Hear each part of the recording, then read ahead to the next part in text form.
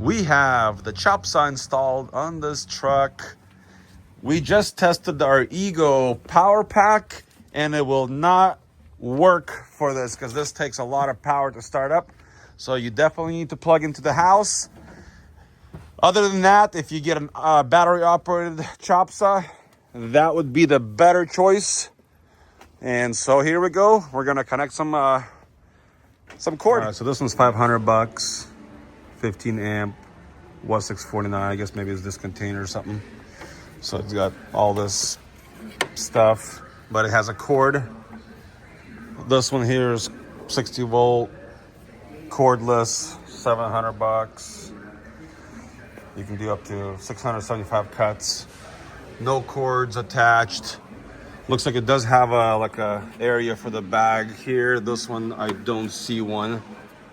So this could be a better option so stuff doesn't fly everywhere. Anyway, I think $500 is good. It's got higher capacity here.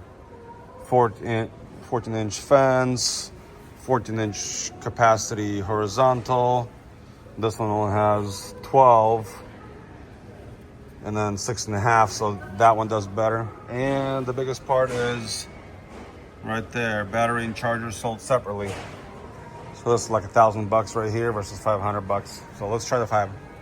The ultimate. And a lot of times they won't do that when they're cutting it. They'll just pinch. Hold it right there. Okay. Yeah, that's what people will do. Let's see it. Just try it.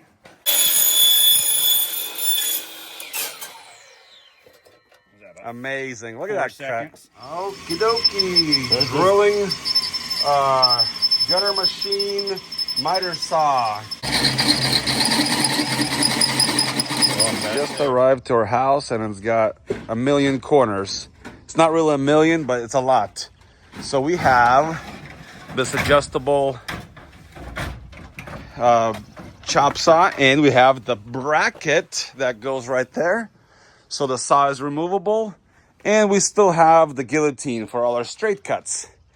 Let's get that chop saw installed, miter saw. Installing the table saw, just like that.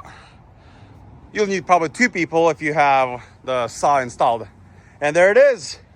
Got the bracket installed, got the stoppers. Yeah, that's a beautiful day. That's a wide bottom fascia. We're gonna start chopping some gutter. So this miter saw is about 110 pounds.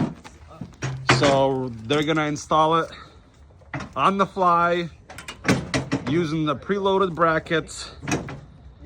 And nice and easy. And there it is. It's installed with this bracket. Amazing. All right, so putting the bolts in, getting ready for the miter saw to get in there. So setting the bolts, all 4 of them, I'm guessing? Yep. 1, 2, 3, 4. Yep, just have these hand tightened initially. You get your saw lined up. We'll need to run our that drill bit through and the holes. Just that's Brian, the ultimate. He's the guy for this amazing invention. The miter saw, and it's electric. I'm gonna throw on the scale and see how much it weighs. Actually, I couldn't find on the box. Here's our scale. Let's put this on. 56 pounds. There it is. All right, we did that one. Yeah. Perfect. So basically, we're just drilling just a little bit right there. That's it. Yep. Just a ½ inch. And now we can use the bolts. It has all the 4 bolts ready to be this one's just being in position. And we have the DeWalt. This one cost me $500. It was $650, but I guess it's on sale for $500. Nice. 12-inch sliding miter saw. These bolts, they move up and down. This moves side to side. One more. So we should be able to find the location.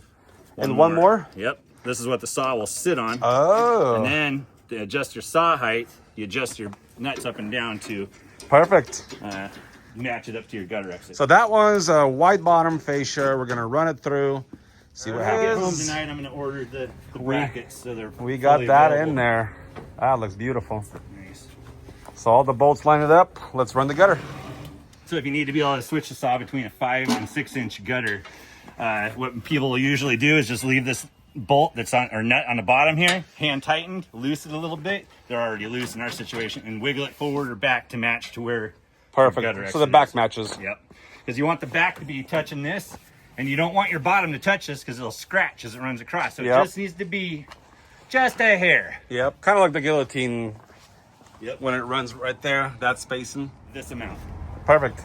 So the whole mount. We're gonna need 2 people to lift and shift. Or lift this off and shift that mount that way. Oh, you're saying we need to like... The whole mount needs to move over approximately 1.5 inches or so. Got it. Because we only have this much adjustment here. Yeah, and that would help. I mean, that would get us like almost into it. But got it. Honestly, what you need to do is shift the mount. So we just need to re-drill the hole. So no, you don't even need to re-drill. It's slotted. The chop saw, I technically can use my guillotine to do guillotine. Yeah. So that's the amazing part. I can still, and it's still clean inside, no mess. I can still use the guillotine, but I can cut my 45s and 22s all day. Thank you very much, Brian. Yep. And give us a call. And this is the piece right here that attaches to the bumper. So there's no need to raise the machine or anything. It's actually slightly too high on this end. See that? So when you move it around. Yeah, so you want to check both ends during the install, especially when it's not attached to the machine, apparently. But yeah, we can compensate the level here by those bolts, so. Yeah, we're gonna fix some of that. Making a gutter cut with the miter saw attached to the truck. And that's how it's done. We're also gonna have another bracket on this side, and we can leave the saw at home.